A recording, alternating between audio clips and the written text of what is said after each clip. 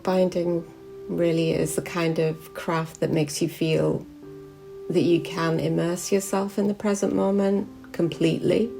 I know we talk a lot about, being present, but what I really love about the actual process of all the different stages of bookbinding is that even though it gives you that feeling of being present, you can also get lost, completely lost in the creative aspect of it. That's perfect. There is a story that is deeper than just the pages, intertwined with decades of friendship brought together by common circumstances.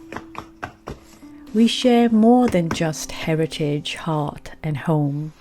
We share a common pursuit for the pure-hearted love of a creative life. Connections, it seems, are made as breath for the soul. I have known Muniza for more than 3 decades. We grew up as young teenagers at home in Pakistan, and we retained our friendship over the decades as she moved to the UK, as I did too later. The familiarity of our shared childhood helps us stay tied to who we are through memory, stories, common connections.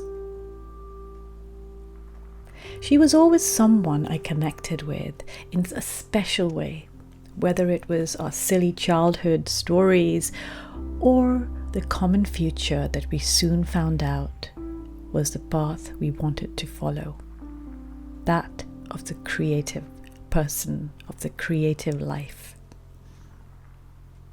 It was over a decade ago when we both were at similar crossroads. She wanted to quit that conventional corporate life, and I wanted to find freedom from the legal career of conformity I was roped into. We spoke, we shared, we connected for that yearning for the creative path. Our years of friendship brought back the familiarity and love for each other.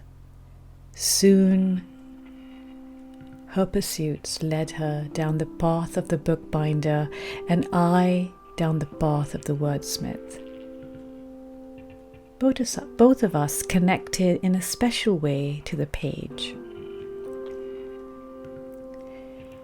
For her, I always have an admiration, an awe and adoration for the way she creates with those hands. It is the pages of the books within the ones that she creates that I write the stories that inspire me with that common heritage that we both share. She creates the storyteller and I create the stories. And as our friendship blossoms like the beautiful paintings on the covers of her journals, it is the stories, it is the tales that keeps us tethered to that future of a creative life, to a friendship, to the past connections of heritage. We are brought together with the words on the parchment and the pages created by hand and heart.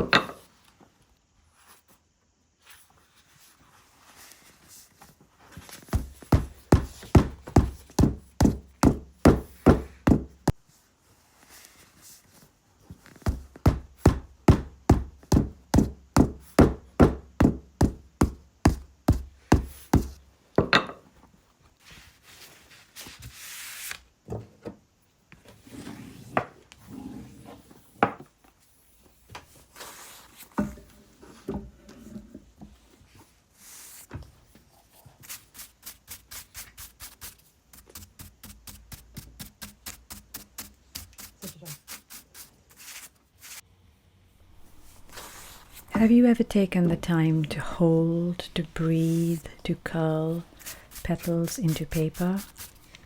Imagine the hands that share stories within each fold, each tear.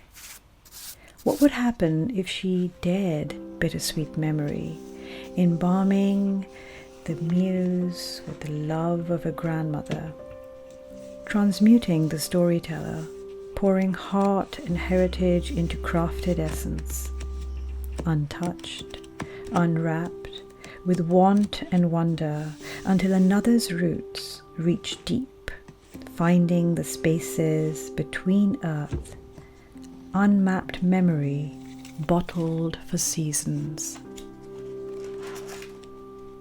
This is the story of the storyteller, the bookbinder, and the friendship that remains. Bookbinding, it just opens up such a realm of creativity, because you can add in, textiles, you can add your own paintings. There's so many different treatments that you can use for the covers, and I mean there's absolutely no limit to the creativity, because you can add photographs, you can add photo transfers, there's textured covers, there's gilding, there's illumination, there's embroidery. There's so many different forms of art and craft that you can create with, and then having something like a tangible object like a book that then showcases all of those different elements of creativity. So whether you're a painter or an embroidery artist or a weaver or whatever discipline you work in, or whatever way you want to